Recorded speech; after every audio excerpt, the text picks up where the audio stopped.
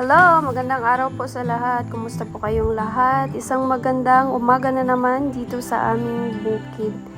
Magandang panahon ngayong araw, napaka aliwalas. At ayan, si Yuri, tinitulungan niya ang kanyang papa na magluto ng aming breakfast. Si Yuri guys ay sobrang napakamatulungin. Lagi niyan sinasabi na, I'll help, I'll do it. I can do it.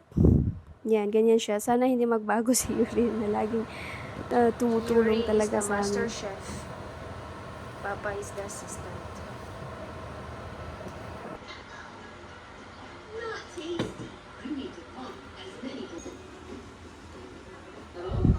Dali Yuri, let's eat.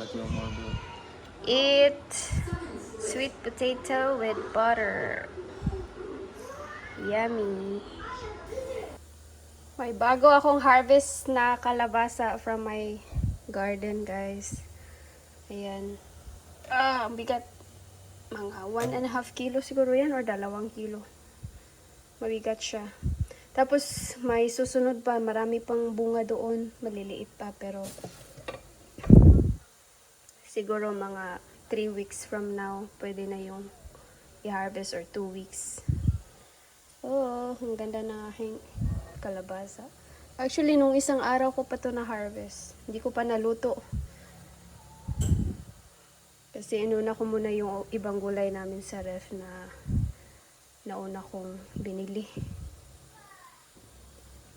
Tapos, may tira pa akong kalabasa actually. From my first harvest, nilagay ko lang sa ref. Lulutuin ko yun ngayon for dinner.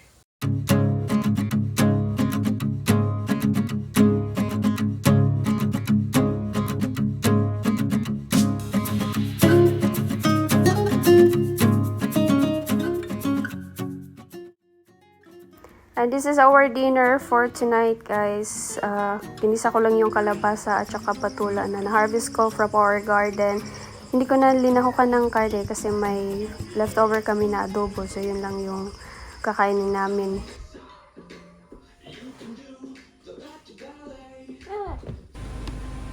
We need a bigger car. Good morning, everyone.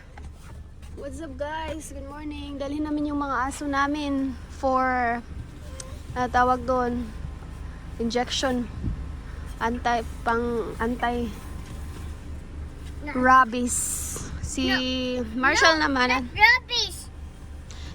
naman check lang namin yung weight niya, and then si Baka at saka si Chorny ano nila, second dose ngayong araw. Ayun si Chorny, oh, ayun bumasok sa sasakyan. Natakot si Chorny. Nandun pa si Chorny sa labas. Diyan lang kami sa may veterinary clinic dito sa aming town.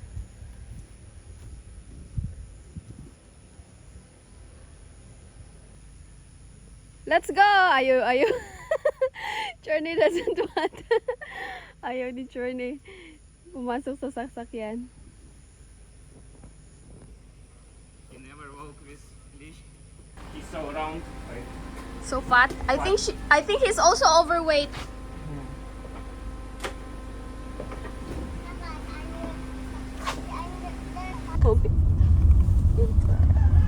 Mama, all the dogs are sitting here.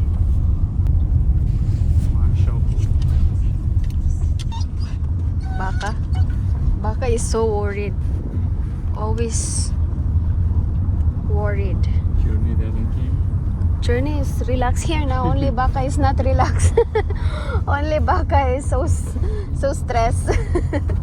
Group, and now when we got home, this screaming, motion, punching, all of them. What? No punching, please. We'll wait for Papa. Lumabas si Baka ulit. Takot si Baka.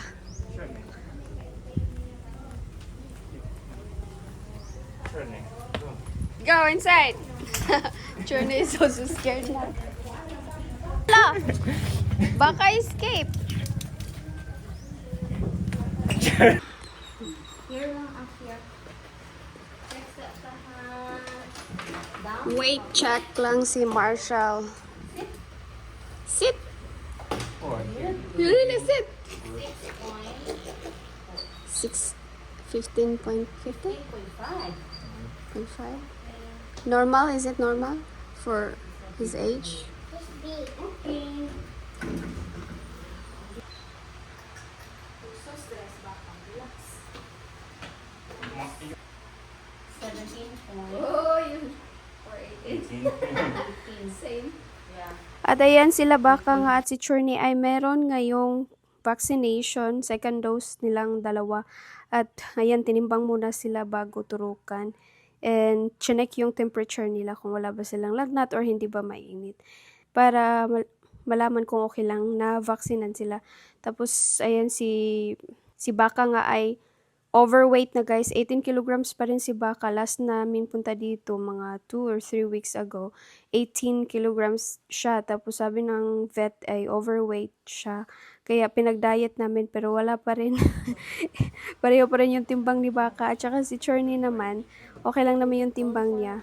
Tsakto lang yung timbang ni Chorny. Si Baka lang talaga yung yung overweight kasi malakas kumain tong si Baka at saka sobrang tamad nito maglakad sa labas. Lagi lang nasa loob ng aming bahay. After niyang kumain, natutulog. Kita. Next lang kay Yuri.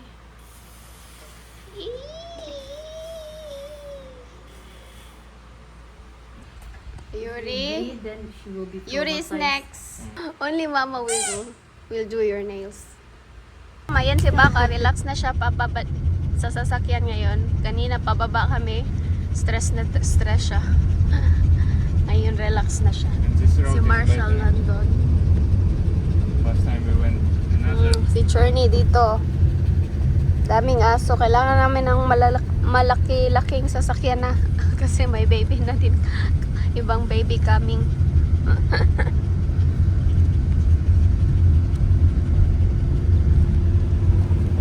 Please take just one. Where's the airplane? Si Baka babalik siya after 2 weeks para sa kanyang spay. Okay, we're home. Oh, ayun na si Journey.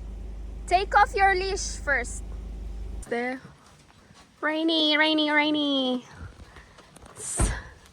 Sprinkling.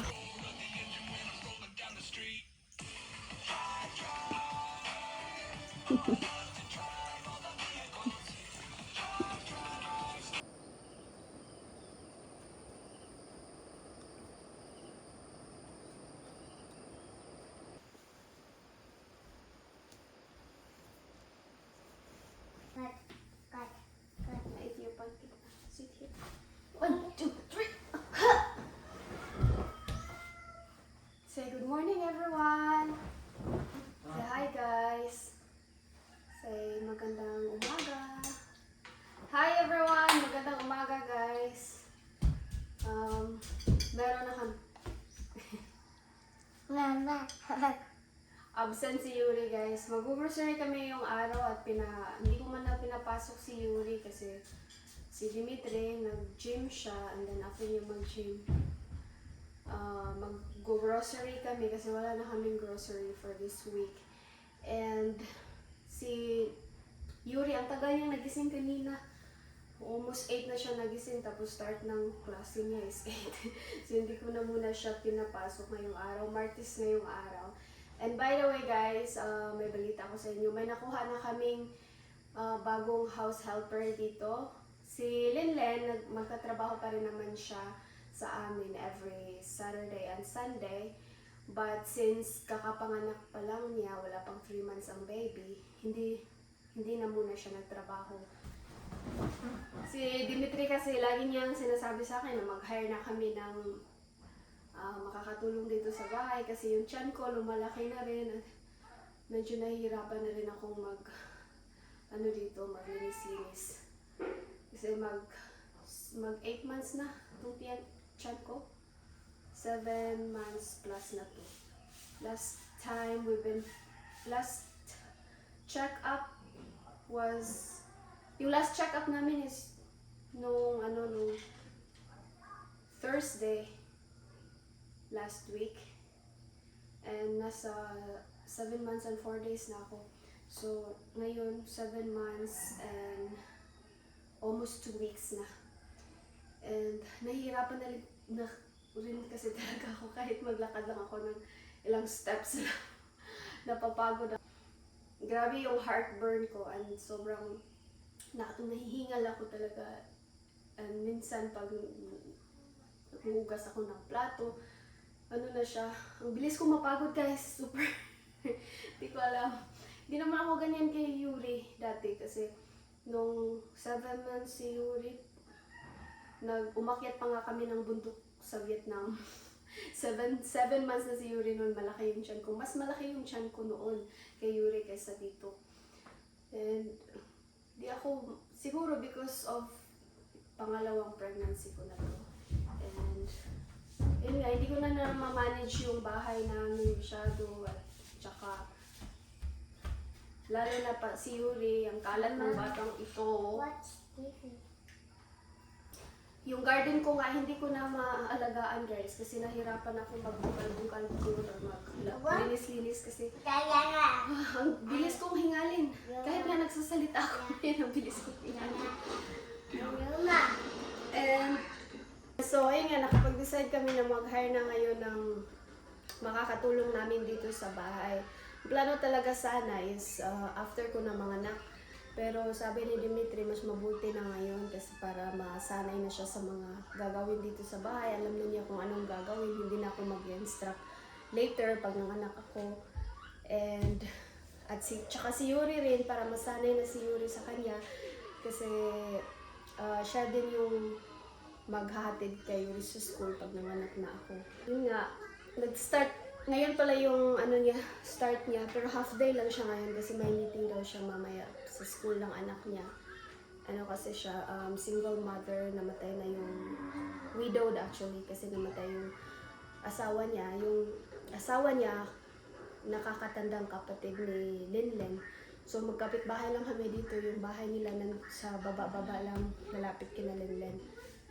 And nag-hire na rin kami ng taga dito lang kasi stay out lang para at least makakauwi lang siya. Malapit lang yung mauuwian niya. And may anak din siya kasi. Isa lang naman yung anak niya nasa grade 7 na yata. Yung trabaho niya dito is maglinis lang naman dito sa loob ng bahay. Maliit lang naman yung bahay namin so mabilis lang niya itong malinisan. And malinis dito sa sala, then sa CR, sa kwarto, and then dito yan sa kusina, and then sa labas, sa may veranda namin, mag-mop, and then maglaba na rin. Hindi naman kinukusot hindi naman manual yung paglalaba kasi may washer kami. So, tuturuan ko lang siyang gumamit ng aming washing machine. And start ng trabaho niya dito is 7 a.m. And out siya ng 5. May rest siya ng mga 1 hour. Yun nga guys, yun lang yung trabaho. Yun lang actually yung trabaho niya. Kasi si Linlen mag-duty dito. Sabi ni Linlen, babalik na siya magtrabaho ngayong Saturday. So Saturday and Sunday si Linlen. Sa ngayon, na hindi pa ako nanganak is si Ate Abloy, yung bagong housekeeper namin, is 3 days na muna siyang magtatrabaho dito. So from Monday, Tuesday, and Wednesday, or maybe MWF siya. Hindi pa namin napag-usapan yung schedule actually. Si Linlen naman, Saturday and Sunday siya. So ngayong Saturday and Sunday, magtatrabaho na ulit si Linlen. Sabi niya, magtatrabaho na daw siya. Ewan ko kung sino magbabantay ng anak niya kasi breastfeeding mom kasi si Linlen. Siguro pa uwi-uwi lang siya. Kaya kailangan namin mag-hire talaga ng full-time dito na magtatrabaho, maglilinis sa bahay, sa bakuran. Kasi hindi ko na kaya guys, nahihingal ako. Bilis kong hingalin, bilis kong mapagod. Nag-exercise naman ako everyday, walking. Pero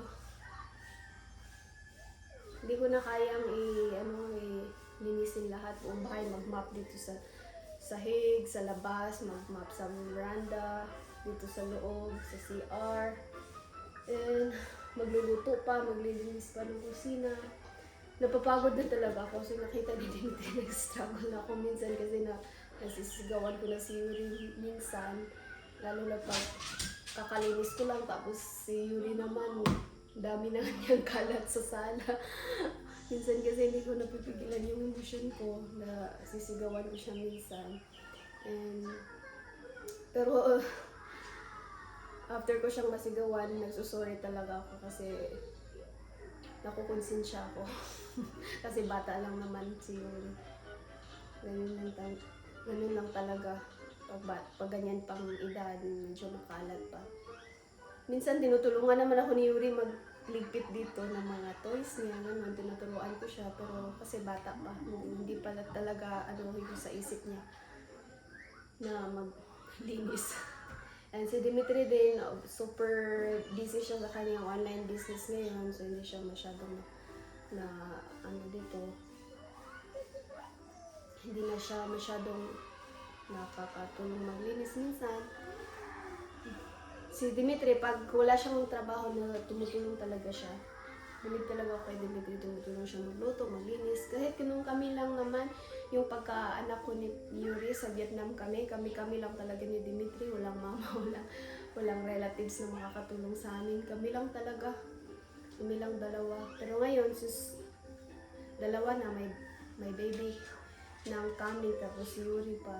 Kapag decide kami na mag-hire na talaga ng full-time na makakatulong dito sa amin. So yun dun si Ate Ablay. Ablay yung pangalan niya. Naglilinis siya muna dun sa labas sa ngayon kasi si Lenlen hindi pa nakabalik. Then later, dito naman sa loob, siya yung magmamap. Oh, pwede na, pwede.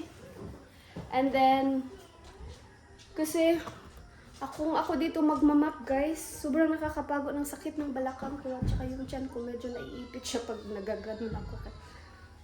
So, kailangan talagang hindi na ako magmap-map. Minsan nga nakaka-feel ako ng contractions. Minsan, parang naglilinis ako dito sa bahay na parang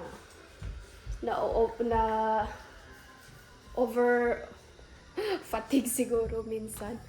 Overwork minsan. Nakaka-feel ako ng contractions. Tapos last check-up ko, sinabihan ako ng doktor na wag mo muna magkilos-kilos. Kasi sabi ko sa kanya, nagtanong kasi siya kung may bleeding ba ako or contractions. Wala naman akong bleeding pero last week naka-feel ako ng contractions. So ayun, pakita ko yung Ate Ablay dito. Okay ra na, guba na bitaw po na.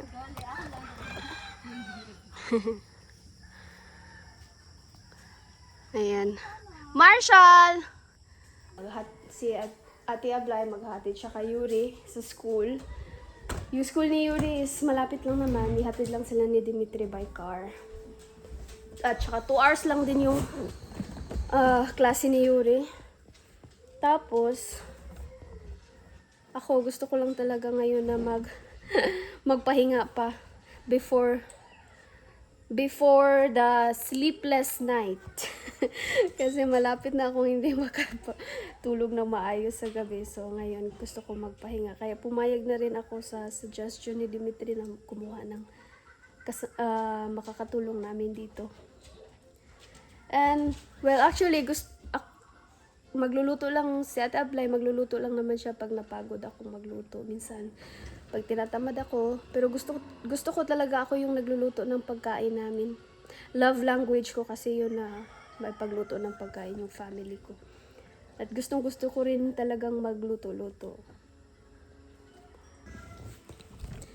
And I think makakapag-upload na rin ako ng videos at least 3 times a week, guys, kasi hindi na masyadong mahati yung time ko sa paglilinis, pag-i-edit ng video, pag-aalaga sa aking family.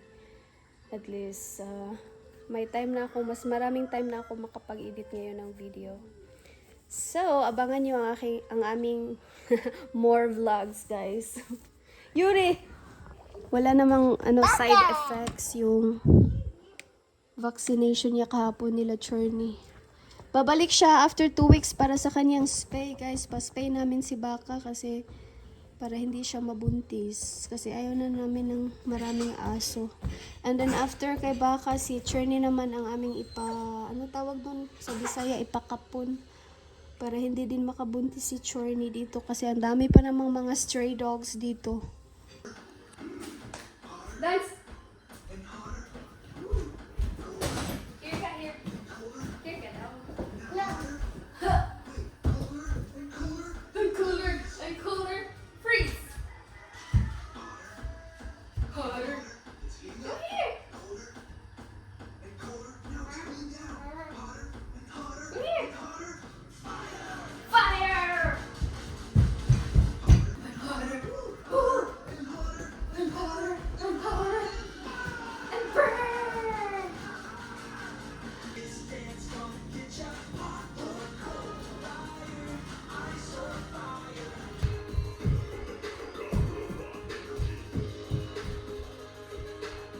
Do your hands.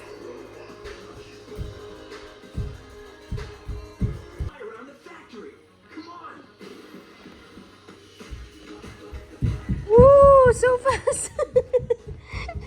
Woo!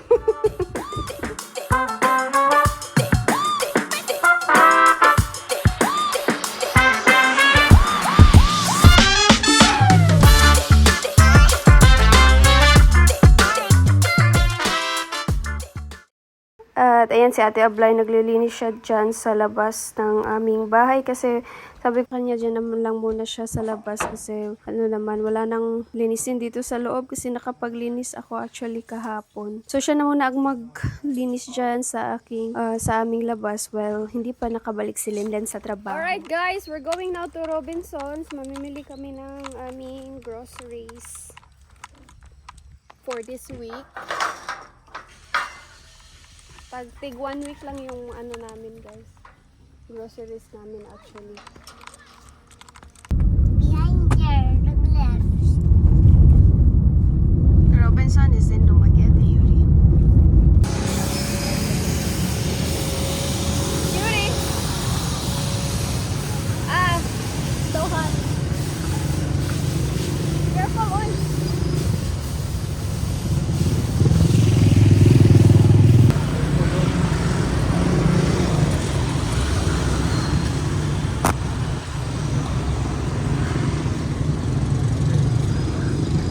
Magla-lunch muna kami first bago mag-grocery kasi mag-alas 11 na. Gutom na kami. We're here at Jollibee guys kasi si Yuri gusto niyang mag-Jollibee. Gusto sana namin ni Dimitri kumain dun sa may Japanese na cafe dito. Pumasok na kami doon pero si Yuri ayaw niya doon. Gusto niya mag-Jollibee kaya dinala na muna namin siya dito sa Jollibee. Mamaya balik kami doon sa may Japanese cafe.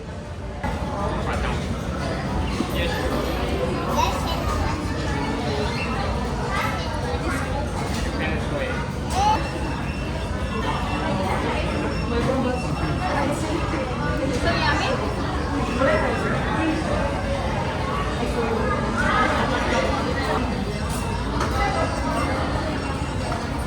Thank you.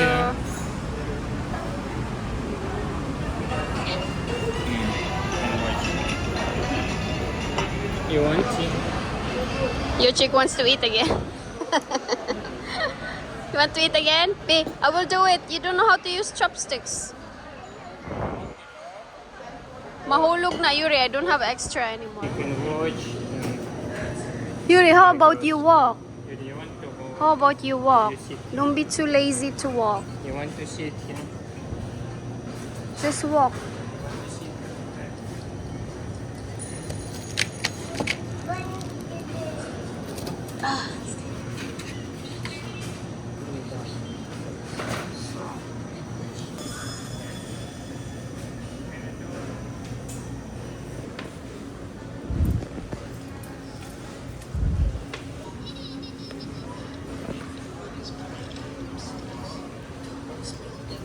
Shadow di kamu tampok Yuri.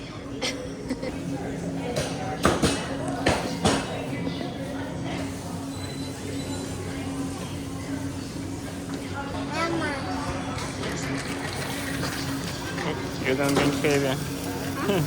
Don't bring heavy things.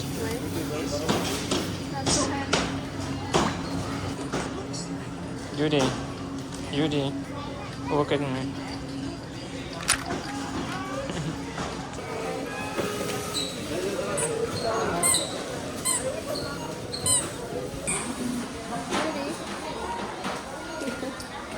Yuri! Easy kayo. Shoes down lang ang shoes. There, baby. Dancing pa siya.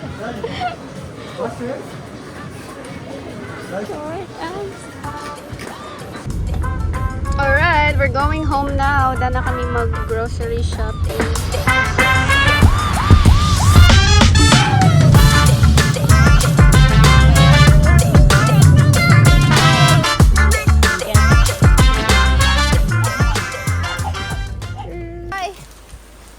Yan, ang ulan. Napakaulan dito sa amin. Dito sa doon sa Dumaguete. Ang init. Sa amin, ang ulan.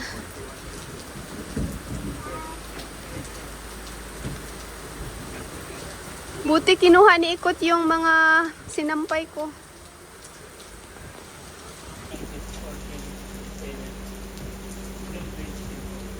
Okay, this is our food for dinner.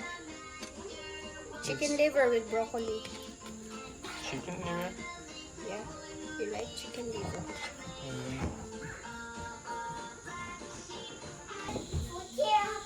Кушать сначала. Then you can eat. How about you? Put here, Papa, then you eat. need to eat. You Julia, you jump at me. No. Kabad oh.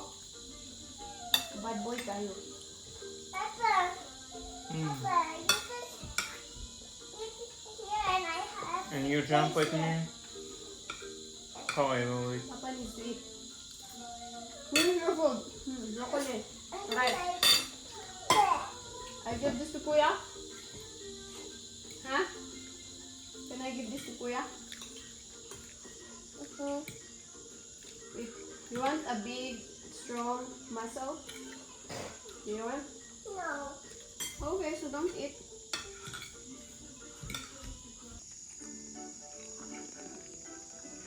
Lami!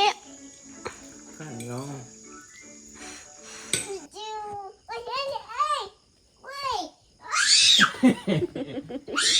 Ayaw, Papa.